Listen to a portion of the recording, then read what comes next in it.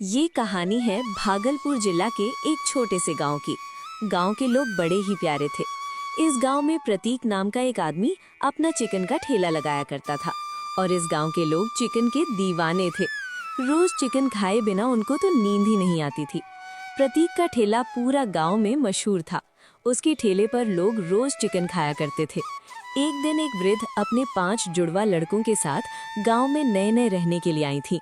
पांचों लड़के एक दूसरे से बहुत हद तक मिलते जुलते थे, मानो एक दूसरे के रूप हों। पांचों लड़के 5 तरह के चमत्कार से भरे थे। बड़ा बेटा अनिल, जिसके पास तेज दिमाग था, अपने बुद्धि से बड़ी स्थिति से भी आसानी से निकल जाता था। दूसरा बेटा विवेक, वो अपने दोनों पैर काफी लंबे कर सकता था। तीसरा लड़का जो राकेश, उसकी शरीर लोहे की तर्ज थी। चौथे लड़के का नाम गोविंद था, उसे आग से कोई भी हानि पहुंचती नहीं थी।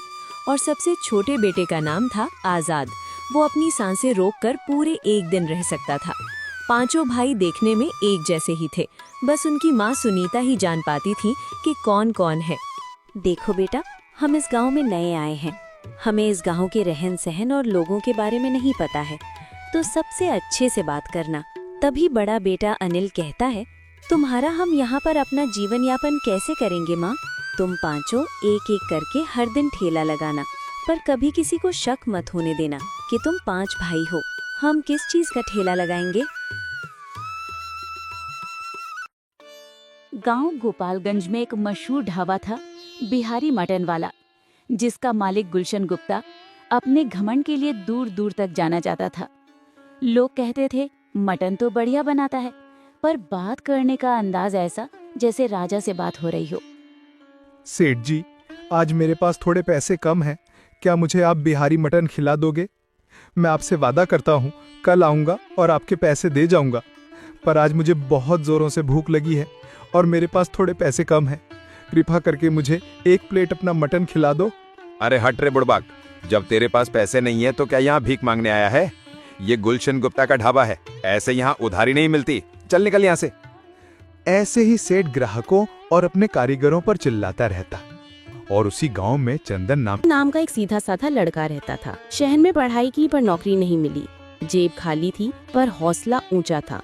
हर रोज वो सेठ का ढाबा देखता और सोचता, एक दिन मैं भी अपना ठेला लगाऊंगा और लोगों को ऐसा स्वाद दूंगा जो दिल में उतर जाए। आज तो मैं सेठ की ये उनके मटन का राज जान के ही रहूंगा। आखिर इतना स्वादिष्ट मटन वो कैसे बनाते हैं? मटन में एक सीक्रेट मसाला डाला करता था और इसके मसाले के दम पर आज सेठ गुलशन गुप्ता का ढाबा चल रहा होता है। चंदन चलते चलते सेठ के ढाबा के पास पहुंच जाता है और फिर कहता है, सेठ जी, क्या मुझे आप मटन बनाना सिखा सकते हो? आप कैसे मटन बनाते हो जो इतना स्वादिष्ट लगता है? मैं 2-3 दिन से आता हूँ और आपसे डरता रहता हूँ, पर आज हिम्मत बनाकर आपके ढाबे के पास आया हूँ। अरे तुझे क्या लगता है कि कोई यहाँ पर खाली बैठा है? चल निकल यहाँ से। जब देखो तब मुंह उठाकर चले आते हो। तुझको पता होना चाहिए, गांव से लेकर शहर तक सिर्फ एक ही ढाबा है और वो मेरा है। सेठ की इतनी बात सुनकर तुरंत चंदन वहाँ से अपने घर की तरफ निकल पड़ता और अपने घर आ जाता है। अपने घर आकर अपनी पत्नी अंजिया से कहता है, सुनो अंजिया, आज मैं गुलशन सेठ की दुकान पर गया था। उसने मुझसे बहुत बदतमीजी में बात की। मुझे बहुत गुस्सा लगी है। जब तक मैं अपना एक दुकान नहीं खोल लेता तब तक चैन से नहीं बैठूंगा। अरे उसकी आदत है, और अपने गांव के लोग पागल है, हमेशा बातें भी सुनते हैं और उधर खाना भी खाते हैं और वहाँ गाली भी। इसीलिए वहाँ का मटन इतना महंगा है कि उतना महंगा कहीं पर भी नहीं है। वो अपनी मनमानी करता। अरे तो उसकी मनमानी अब नहीं चलेगी। बस मैं किसी तरह बिहारी स्टाइल मटन चूस्ता सीख जाऊं, बस बिहार का फेमस मटन चूस्ता बेचूंगा। बोलकर और तुरंत अपने घर से निकल पड़ता है और फिर एक पेड़ के पास बैठकर सोचने लगता है। तभी घूमते घूमते भोला काका उसके पास आ जाते हैं, चंदन, और फिर वो भी उस पेड़ के नीचे बैठ जाते हैं। अब चंदन को इतना परेशान देख भोला काका चंदन से पूछ पड़ते हैं, अरे चंदन बेटा, क्या हो गया? इस उम्र में इतनी टेंशन क्यों लिए बैठे हो? काका, अब क्या बताऊं, मैं ठेला लगाना चाह रहा हूं बिहारी मटन चूस्ता का। इसीलिए मैं गुलशन सेठ के ढाबे में उसका मटन कैसे बनाते हैं वो पूछने गया था। वो मुझे बहुत बदतमीजी से बात कर वहां से निकाल दिया।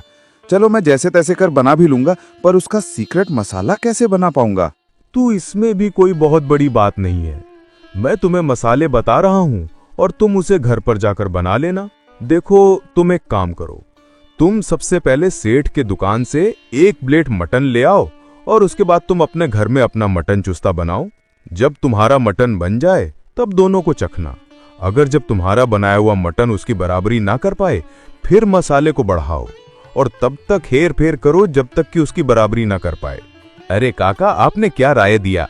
आज मैं तुरंत बाजार से मसाले लेकर आऊंगा और आसिफ भाई से मटन और उसका चुस्ता और फिर घर पर उसे बनाऊंगा और आपने जैसा बोला है वैसा ही करूंगा। तुरंत वो बाजार की तरफ निकल पड़ा और कुछ ही देर में बाजार पहुंच गया। पहुंचकर उसने मसाले लिए और फिर तुरंत वहीं दुकान पर पहुंचकर 1 किलो मटन और कुछ चूस्ता लेकर अपने घर आता है और फिर वो तुरंत 1 प्लेट गर्मा गर्म बिहारी स्टाइल में बनी मटन को लाता है और फिर वो तुरंत अपना मटन चूस्ता बनाने लगता है। कुछ देर में वो मटन चूस्ता बनाकर सेठ के मटन को चखता है और फिर देखता है कि अभी भी उसका मटन उसकी बराबरी नहीं कर सका और फिर वो दोबारा इस क्रिया को करता है और इस बार मसाले की हेरफेर करता है और फिर मटन चूस्ता तैयार होने के बाद वो उन दोनों को चखता है और इस बार उसका मटन चूस्ता मटन चूस्ते से कहीं ज्यादा अच्छा बना होता है। वो बहुत खुश होता है और फिर एक नया ठेला लेकर गांव की चौपाल पर आज तो तुमने ठेला भी लगा लिया और वो भी बिहारी मटन चूस्ता बेच रहे हो।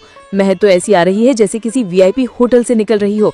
चलो जल्दी 1 प्लेट लगाओ, खाकर बताता हूँ कैसा बना है। थोड़ी ही देर में और भी लोग आने लगते हैं। सब मटन चूस्ता खाते हैं और फिर चंदन की तारीफ करते हुए कहते हैं, अरे चंदन भाई, मानना पड़ेगा, तुम तो वाकई बहुत बढ़िया मटन चूस्ता बनाते हो। अब तो मैं रोज तुम्हारे ठेले पर ही खाऊंगा। हाँ भाई, वो सेठ की दुकान गई बाहर में, न स्वाद है न सस्ता है। कल से मैं रोज आऊंगा और मेरा हिस्सा पहले से रख लेना। देखते ही देखते चंदन का सारा मटन चूस्ता बिक जाता है। घर पहुंचकर जब वो पैसे गिनता है तो उसकी आंखें खुली की खुली रह जाती है। पैसों को देखकर उसकी पत्नी अंजिया कहती है, अगर इसी तरह दुकान चलती रही तो पैसे ही पैसे हो जाएंगे, लेकिन ध्यान रखना, अगर सेठ को भनक लग गई तो वो जरूर कुछ करेगा, इसीलिए हमेशा चौकन्ना रहना। अरे मेरी भाग्यवान, तुम फिक्र मत करो, अब जब ठेला लगा ही लिया है तो डर कर बंद नहीं करूंगा। मुझे तो बस लोगों का प्यार चाहिए। और हाँ, सेठ से अब कोई डर नहीं। बहुत अकड़ दिखाता है वो, लेकिन अब देखना असली स्वाद किसका चलता है। अगली सुबह चंदन बड़े प्यार से मसाले मिलाकर मटन चूस्ता तैयार करता है और चौपाल पर ठेला लगा देता है। पहले तो कोई ग्राहक नहीं आता, लेकिन थोड़ी देर में वहल वाले ग्राहक अपने दोस्तों को लेकर पहुंच जाते हैं। उधर सेठ की दुकान पूरी तरह सुनसान पड़ी रहती है। हे भगवान, ये क्या हो गया? मेरी दुकान पर तो एक भी ग्राहक नहीं आ रहा। अगर ऐसे ही चलता रहा तो मैं तो सड़क पर भीख मांगने लगूंगा। जरूर किसी ने नई दुकान खोली है। सेठ गांव पहुंचकर देखता है कि चौपाल पर चंदन का ठेला लगा है, वही बिहारी मटन चूस्ता। ये देखकर सेठ गुलशन आग बबूला हो जाता है। ओए चंदन के बच्चे, ये क्या चाल चल दी तूने? इसलिए तो मेरे पास लोग नहीं आ रहे हैं। अगर आप लोगों से सही बात करते और अच्छे से खिलाते तो लोग क्यों नहीं जाते आपके पास? मैंने तो इनको रोक के नहीं रखा है, ये अपनी मर्जी से खाने आते हैं। अरे नालायक, तू मुझे व्यापार सिखाएगा? जिसे मैंने कभी अपने यहाँ बर्तन धोने नहीं दिया, वो आज मुझे टक्कर दे रहा है। तू भूल मत जा, सेठ गुलशन गुप्ता नाम है मेरा। हाँ सेठ जी, लेकिन अब तो लोगों के जुबान पर स्वाद रहता है, नाम नहीं। और मैं जो स्वाद बनाता हूँ मैं खुद की मेहनत से बनाता हूँ। बहुत अकड़ दिखा रहा है, कल सुबह तक तेरा ठेला यहाँ से गायब कर दूंगा। सेठ जी, धमकी देने से रोटी नहीं सिकती। आपने सालों तक लोगों से ऊंचे दाम लेकर उन्हें ठगा। अब जब कोई सच्चे दाम पर अच्छा खाना दे रहा है तो आपको तकलीफ हो रही है। चलिए, डराने से बेहतर है कि आप भी अपने मसाले सुधार लीजिए।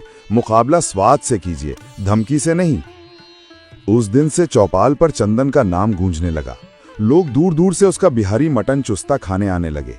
लेकिन सेठ के मन में जलन का कीड़ा अब जहर बन चुका था। वो सोच रहा था, अगर चंदन का ठेला ऐसे ही चलता रहा तो मेरा नाम मिट जाएगा। और फिर उसी रात उसने एक चाल चली, एक ऐसी चाल जिससे पूरा गांव कांप उठा। ऐसे तो मेरा धंधा नहीं चलेगा, क्यों ना मैं इसके मसाले में जहर मिला दूं। ऐसा सोचकर सेठ रात को उसके ठेले पर जाता है। जहर की सीसी उसके मसाले में मिलने वाला था, तभी वहां पर कुछ लोग आ जाते हैं। कोई और नहीं, चंदन और गांव के कुछ लोग थे। सेठ जी, इतने रात को यहाँ क्या कर रहे हो आप? तुमको कैसे पता चला कि मैं यहाँ पर आने वाला हूँ? तुम तो धमकी देकर गए थे, मुझे तो लगा ही था तुम कुछ ऐसा करने ही वाले हो। बताओ क्या करने आए हो, और ये बोतल में क्या है? मुझे माफ कर दो, तुम्हारी तरक्की देखकर मुझे जलन हो गई थी, तो मैं तुम्हारे मसाले में जहर मिलाने आया था। क्या जहर मिलाकर तुम हम सबको मारना चाह रहे थे? हम तुमको छोड़ेंगे नहीं, तुमको हम जेल भिजवा देंगे। हाँ भाई, फोन करो अभी पुलिस को, फोन करो।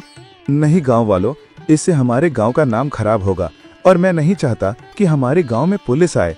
इसको छोड़कर गांव वाले तुमको अगर कुछ और सजा देना है तो ये सेठ को दे सकते हैं। ठीक है, फिर हम सेठ को पुलिस के हवाले नहीं करते हैं। हम सब आज से कसम खाते हैं कि इस सेठ के ढाबे पर कोई भी खाने नहीं जाएंगे। ये सेठ के लिए ये सजा ही बड़ी है। इसके बाद चंदन अपनी मेहनत के कारण गांव में अपना ठेला चलाने लगता है। इसीलिए दोस्तों, मेहनत करते रहो, सफलता एक दिन जरूर मिलेगी। तो हमारी कहानी यहीं पर खत्म होती है। हमारे गोपालगंज में एक मशहूर ढाबा समस्तीपुर बिहारी मटन वाला चंदन कुमार गोपाल, जिसका मालिक गुलशन गुप्ता भोला चाय वाला घमंड के लिए दूर दूर तक जाना जाता था, कमेंट किया था। पर बात करने का अगले वीडियो में आपका नाम से बात कमेंट में अपना एक प्यारा सा नाम लिख दीजिए।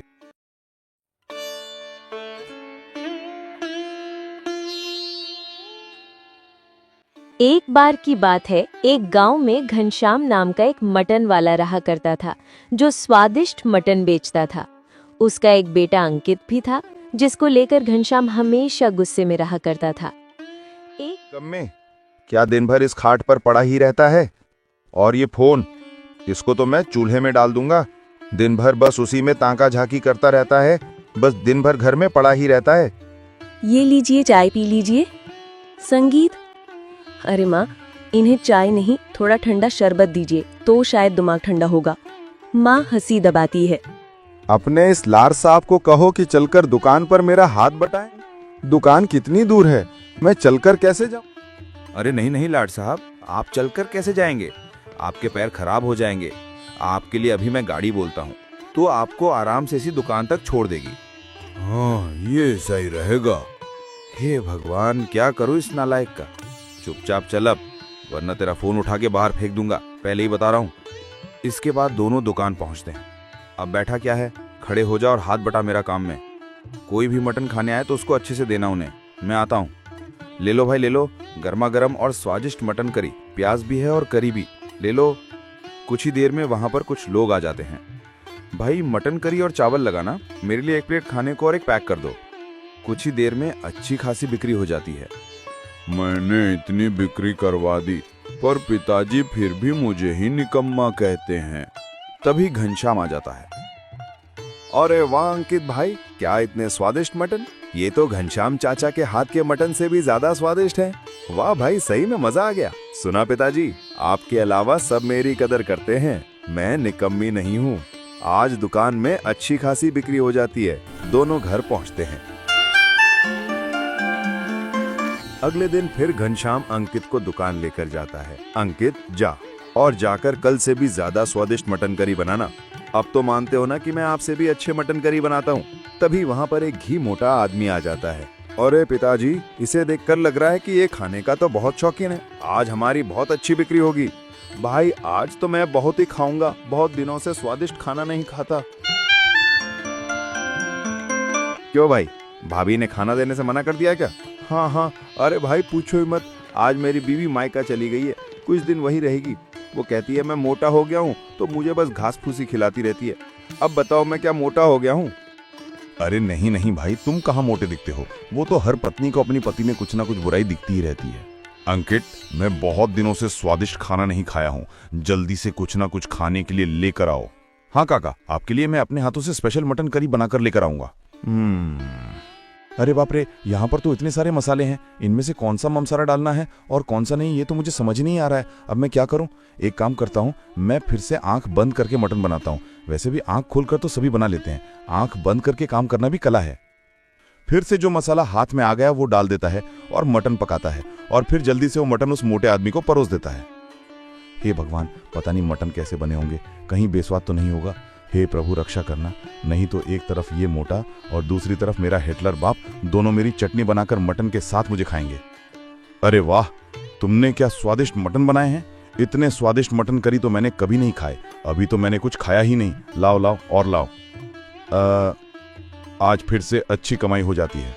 फिर वे दोनों घर जाते हैं। अरे खुशखबरी है, हमारे शहर में फूड फेस्टिवल आयोजित किया गया है और इस बार तू जाएगा, समझा? मैं पिताजी, मैं क्या करूंगा वहां पर? और वैसे भी आप तो कहते हो ना कि मुझे कुछ काम धंधा नहीं आता, मैं कुछ नहीं कर सकता, तो मैं वहां कैसे जाऊंगा? कोई परवाह नहीं, चुपचाप जा। बोल दिया ना एक बार, समझ नहीं आता? ठीक है, चला जाऊंगा। फिर अंकित मायूस होकर वहां पर बैठ जाता है और मन ही मन सोचने लगता है, हे भगवान, अब मैं क्या करूंगा? मुझे तो कुछ भी काम करना नहीं आता, तो मैं मटन कैसे बना सकता हूँ? तभी उसे किसी की आवाज सुनाई देती है। अंकित, वो अंकित! अंकित आसपास देखता है, पर उसे कोई भी नहीं दिखाई देता। अरे अंकित, इधर उधर काहे ताक रहे हो? नीचे तो देखो, नीचे। अंकित किसी अजीब से निवाले प्राणी को देखता है। ये कौन सा प्राणी है? हे भगवान, अब तूने किस मुसीबत में फंसा दिया मुझे? अरे अरे मियाँ, घबराओ मत और इतनी जोर से मत चिल्लाओ, मैं तो बस तुम्हारी मदद करने आया हूं। अरे गजब है भाई, मान ना मान मैं तेरा मेहमान। कौन हो तुम और मेरी मदद क्यों करना चाहते हो? अरे भाई, मुझे पता है कि तुम उस फूड फेस्टिवल के लिए परेशान हो। हाँ, पर उससे तुम्हें क्या? वो मेरी परेशानी है। हाँ, पर मैं तुम्हारी मदद कर सकता हूँ। अच्छा, तुम और मेरी मदद? हाँ, और नहीं तो क्या, मैं फूड फेस्टिवल के लिए खाना बनाने में तुम्हारी मदद कर सकता हूँ। अच्छा, कैसे? अरे मियाँ, अभी बताया ना कि मैं खाना बना सकता हूँ। ओहो, तो अब ये पिद्दी आदमी, अरे नहीं नहीं, तुम्हें क्या कहूँ मैं, तुम तो आदमी ही नहीं हो। अजीब प्राणी, कौन हो तुम? तुम मेरी मदद करोगे और वो भी खाना बनाने में? अच्छा, तो तुम्हें क्या लगता है कि आंखें बंद करके तुम मटन बनाते थे? बेवकूफ इंसान, आंखें बंद करके कौन काम कर सकता है, और वो भी एक निकम्मा इंसान? बिल्कुल नहीं, वो मैं ही था जो आज तक तुम्हारे मटन बनाते आया हूँ। अच्छा, वो तुम थे। मतलब मैं जब आंखें बंद करता था तुम ही मेरे मटन में मसाले डालते थे और मटन बना देते थे। हाँ मियाँ, मैं ही था। तुम अच्छे आदमी लगे तो मैं तुम्हारी मदद करने आ गया। अच्छा, तभी मैं सोचूं कि मैं ऐसा कैसे कर सकता हूँ। तुम तो बड़े कमाल के निकले यार, लेकिन तुम यहाँ पे कैसे आ गए? तुम बड़े अजीब से लगा रहे हो। मेरी दुनिया अलग है और बहुत दूर भी। हम हर साल यहाँ घूमने के लिए आते हैं, कुछ दिनों में चले जाएंगे। अब चलो सो जाओ, कल जाना भी है ना हमें फूड फेस्टिवल में। अगले दिन अंकित फूड फेस्टिवल के लिए निकल जाता है। अंकित भगवान का नाम लेकर शुरू हो जाता है। तभी एक गोरी मैम अंकित के स्टोर के सामने आके खड़ी हो जाती है। अंकित उसे मटन करी देता है। What a fantastic food house! How delicious is this? हे भगवान, ये गोरी मैम मुझे अंग्रेजी में क्या कटपटर कर रही है? जाने क्या क्या गालियां दे रही है वो। उसके और भी साथियों को बुला लेती है। उसके बाद भीड़ लग जाते हैं। प्लीज सर्व स्टिल, मत खाइए, पर ऐसे अंग्रेजी में गाली तो मत दीजिए। और इन सबको क्यों बुला रही हैं?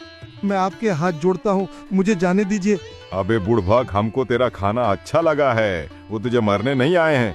अच्छा, ऐसी बात है। फिर अंकित उन सब लोगों को अपने मटन करी चखाता है, जिससे उसे काफी अच्छी कमाई हो जाती है। अंकित, अब तुम्हें ये सब कुछ करना होगा, और वैसे भी मेरे साथ रहकर तुम भी मेरे जैसे मटन करी बनाने सीख गए हो। चुटंकी, मुझे तुम्हारी बहुत याद आएगी। अलविदा दोस्त।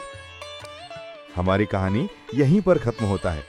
हमारे अगले वीडियो में घनश्याम गोप दूध वाला अंकित कश्यप हरिद्वार से, रोजी फातिमा कश्मीर से, और अरे युवराज नगर आपने कमेंट किया था, तो इस वीडियो में उनका नाम इस्तेमाल किए। अगर आप चाहते हैं आपका नाम भी अगले वीडियो में इस्तेमाल हो, तो प्लीज कमेंट में अपना एक प्यारा सा नाम लिख दीजिए।